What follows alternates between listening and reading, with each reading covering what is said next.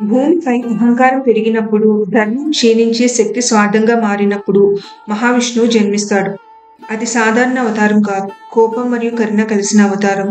అది పరశురామ అవతారం. పరశురాముడు జమదగ్ని మహర్షి మరియు రేణుకాదేవి కుమారుడు. చిన్న వయసులోనే క్షత్రియుల అహంకారాన్ని చూశాడు. అధికారంతో మత్తెక్కిన రాజులు భూమి, ప్రజలను దోచి యజ్ఞాలను నాశనం చేసేవారు.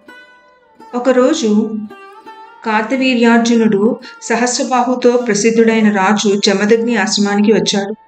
ఆతిథ్యం ఇచ్చిన మహర్షిని తరువాత అతని దివ్య గోవును బలవంతంగా తీసుకుపోయాడు. ఆ అవమానం, ఆ అన్యాయం పరశురాముడి రక్తంలో అగ్నిలా రగిలింది. అతను ప్రతిజ్ఞ చేశాడు, క్షత్రియుల అహంకారం భూమి మీద నిలవదు.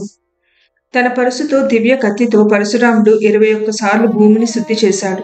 ధర్మాన్ని తిరిగి స్థాపించాడు. కానీ ఆ యుద్ధం కేవలం బాహ్య శత్రువులపై కాదు, అతని అంతరంగంలో సాగింది.